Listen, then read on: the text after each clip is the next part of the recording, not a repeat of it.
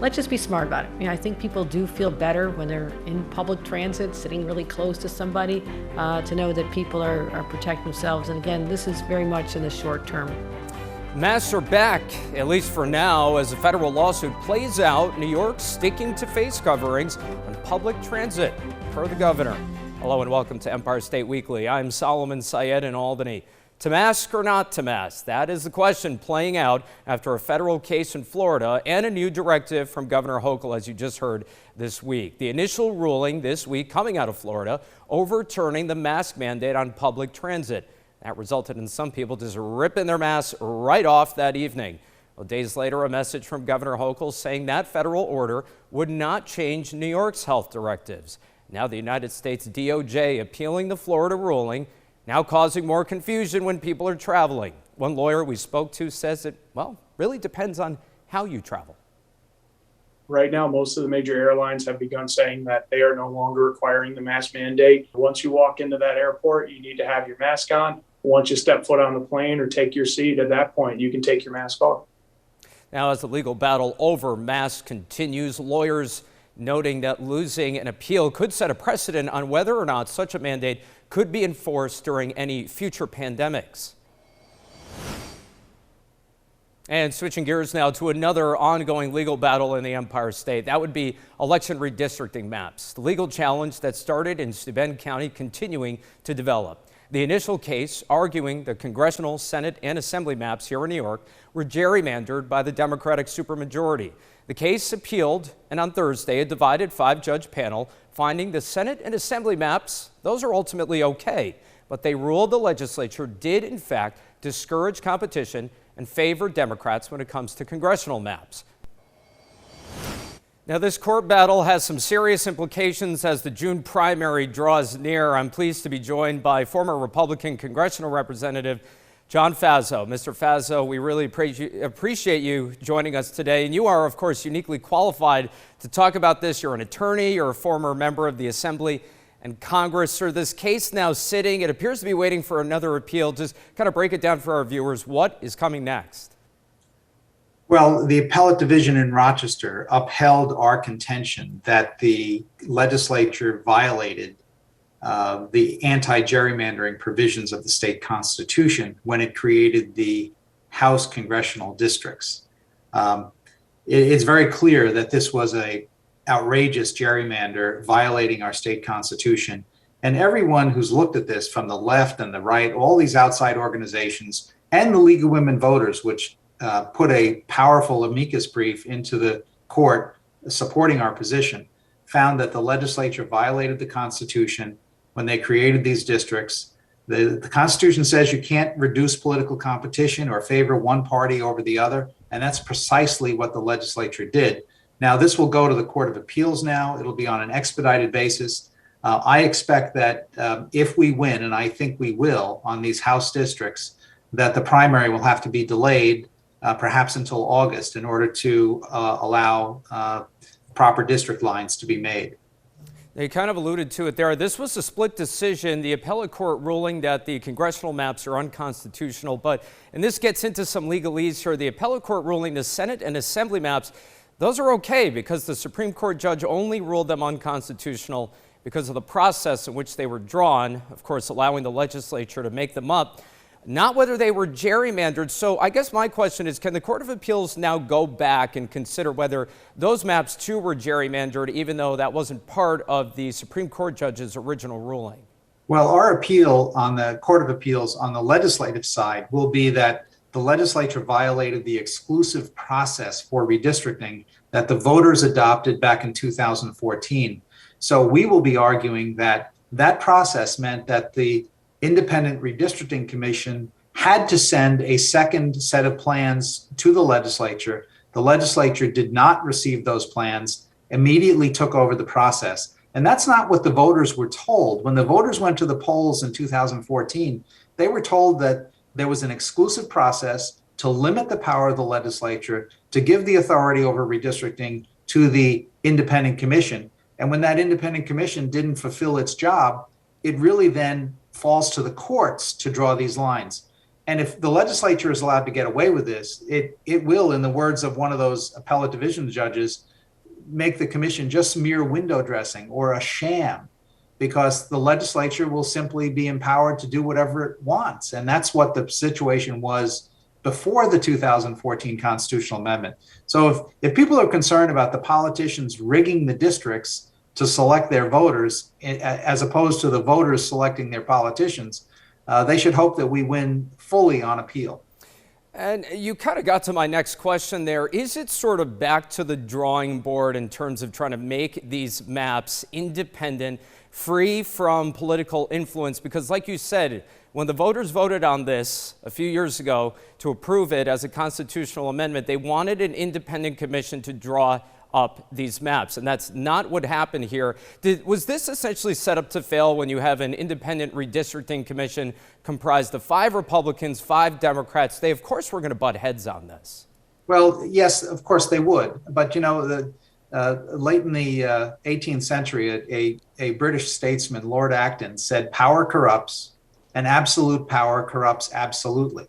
And so right now we have a situation where the Democrats have supermajorities in both houses of the state legislature. They control the governorship, and they acted in a way drunk with power to ignore the will of the voters on redistricting to try to jam through a gerrymander in New York State. And some will say, oh, well, the Republicans are doing it in Texas or Florida, and the Democrats are doing it in Illinois, and therefore we can do it here. Well, we have an explicit provision in our Constitution, those other states don't, that bars partisan gerrymandering. And they set up a process to do this so the legislature didn't have unbridled power. And so that absolute power, as Lord Acton said, can be corrupting. And that's what happened here in the Albany legislature. They corrupted the process. They did everything they could to avoid the independent commission, to thwart it, to not even fund it initially. And now they took over the process and then rammed this legislative and congressional redistricting through with no Republican support. And that's not what the voters intended. They wanted a more nonpartisan process for redistricting. Well, we will certainly continue to follow this. Former Congressman and now political attorney John Fazzo, we really appreciate your time and insight today. Thanks so much. Thank you. All right, still ahead on Empire State Weekly, an interstate task force appointed to tackle the issue of illegal guns in New York. Up next, we sit down with the head of the New York State Police for an overview on how that effort is progressing.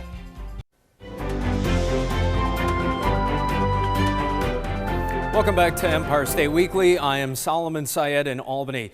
Gun violence has been an ongoing point of concern across New York, a recurring topic here on the show as well. Recent stats from the Department of Criminal Justice showing that overall crime is flat statewide after hitting an all-time low in 2019.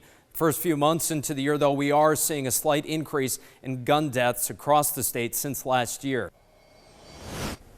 Well, a task force put into place to tackle this issue with New York State Police helping lead the way. We're pleased to be joined right now by State Police Superintendent Kevin Bruin. Sir, thank you for joining us today. We really do appreciate this. Thank you, Solomon.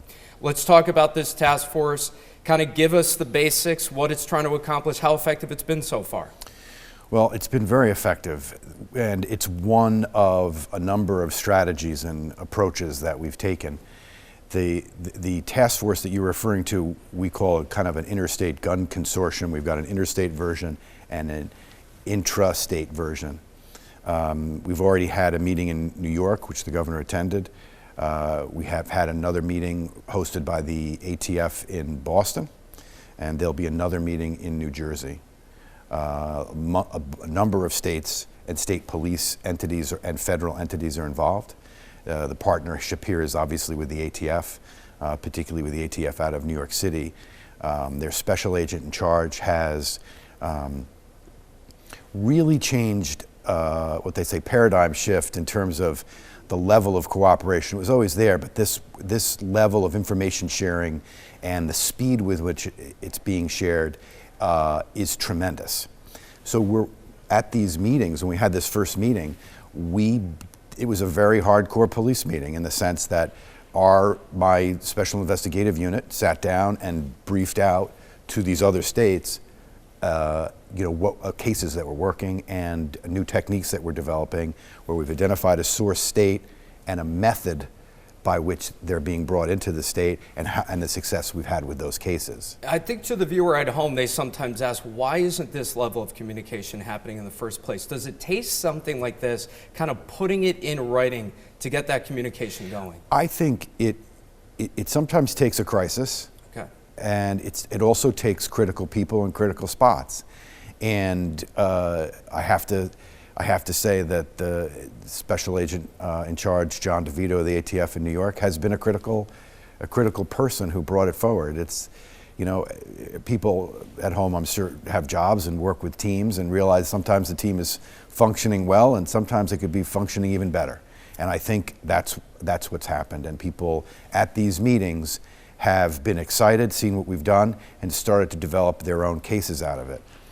And I will say this, and it's sometimes the older I get, what I used to dismiss as sort of a cliche as a kid, you know, teamwork makes the dream work, and your eyes roll, and you know, there's no I in team, and lots can be achieved if nobody's worried about the credit. It really turns out to be true, and this consortium and new focus that we have, of which the consortium is a big part of it, has resulted in cases that we've turned over to New Jersey. The NYPD has made arrests based on investigative work that we've done. In turn, we've made arrests because the NYPD has shared information with us. So, although my gun seizures, because of our new efforts and concentration, the state police gun seizures have gone up tremendously. Some of those cases that we've worked, another agency will get it.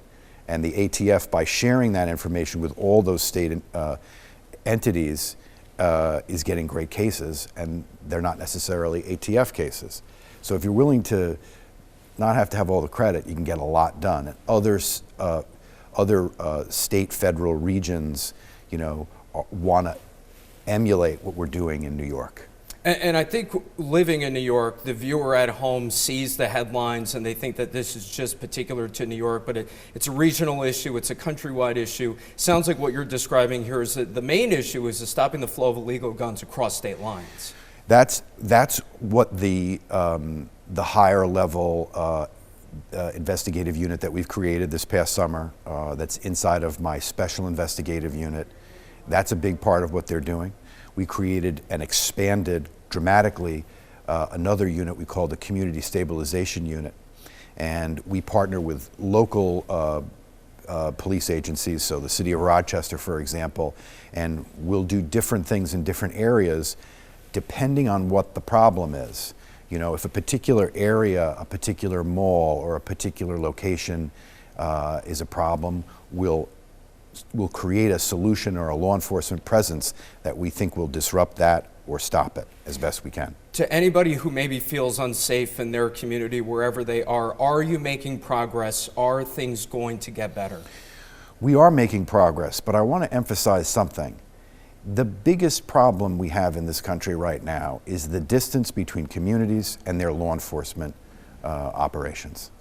And that is a two-way street. If communities communicate and develop trust with their law enforcement, and in law enforcement too, develop contacts, outreach, and develop community partners, and that you can close that gap, you're going to solve your law enforcement problems, or at least 90% of them.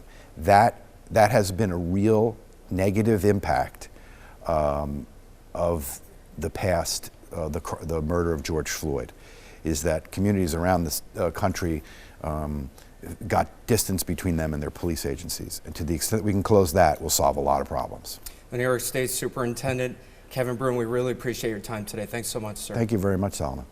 All right, making New York greener and leaner. Coming up off of Earth Day, we sit down with the DEC Commissioner, Basil Sagos, to talk about the efforts to keep the Empire State clean.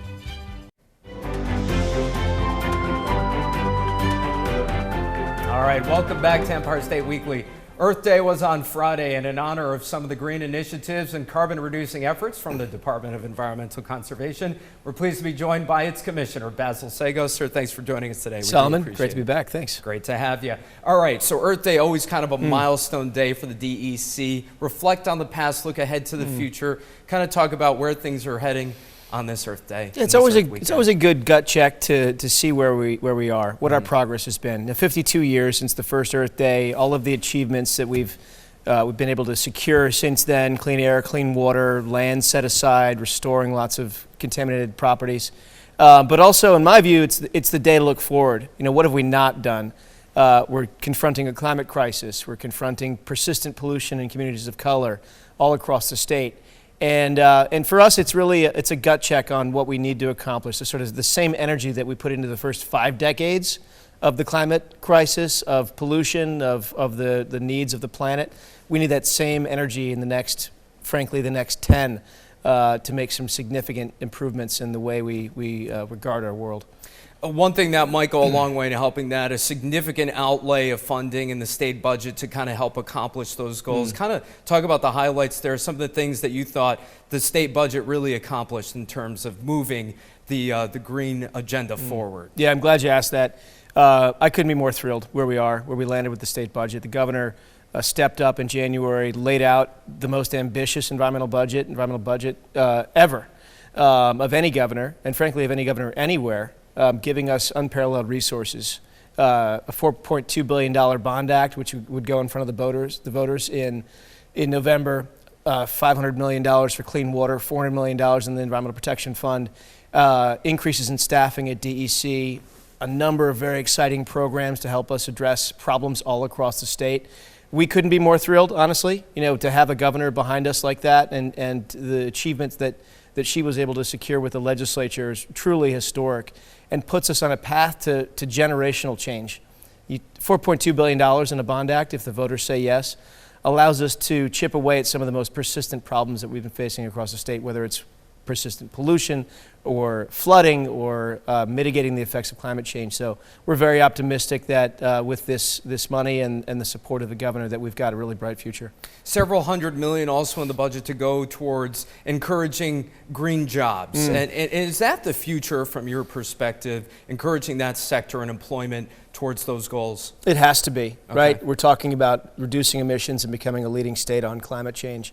And the analysis is very encouraging. If we do it right, we're talking about for every 1 job lost in the fossil fuel economy, 10 jobs created, permanent jobs, not just construction jobs, but permanent jobs.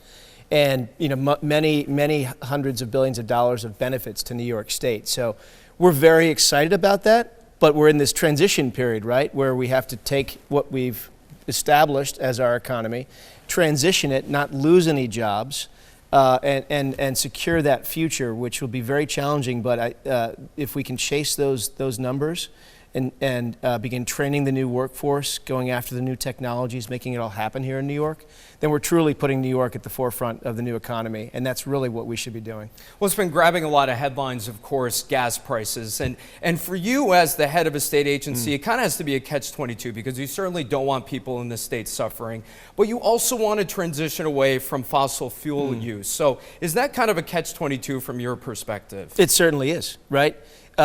Many New Yorkers live day to day, and we feel the pain. Many of the people that work at my agency are paying high gas prices and are feeling that at home. So we see that catch-22, but at the same time, we see the opportunity, right? If we do that transition in the right way, support New Yorkers in the right way over that time period, then we're taking advantage of that new economy and opening up the new opportunities for the state. And a transition period is always difficult, right? You're always dealing with the pros and cons of moving ahead. Do I make that change or not? And we've decided to do it, but we know that the work to do it is going to be extraordinarily difficult. About a minute left here. We have a long ways to go this year. You obviously are looking out 10 years, 20 years into the future, but just for this year, for the rest of 2022, your priorities. Well, my priority is always in addressing the problems right in front of us, right? The governor last week announced a $150 million commitment to the city of Mount Vernon down in Westchester County, among the most disadvantaged communities in the country, the worst water supply in the country in terms of its wastewater. We're turning that around. That's going to start this year. We're going to do the same thing upstate, apply all those water dollars to communities all across the state. Governor put out an announcement this week, $638 million to communities all across New York. I'm going to operationalize that this summer, make sure that we get shovels in the ground as quickly as possible. That's priority number one. Of course, getting outside, protecting open spaces, reopening New York now that people are getting out of COVID, and making that experience a good one, making sure they want to come back to enjoy our beautiful state. So lots to do. We have a full plate. The DEC has such an interplay with the tourism industry here in New York. No doubt about it. We see our role to protect New York, to make the outdoors part of the tourism picture, and to make it so good that people want to come back. Never a bad thing. DEC Indeed. Commissioner Basil Sagos, we always appreciate your time, sir. Thanks for joining us. Solomon, thanks so much. All right, and stay with us. We are back right after this with a look at the week ahead.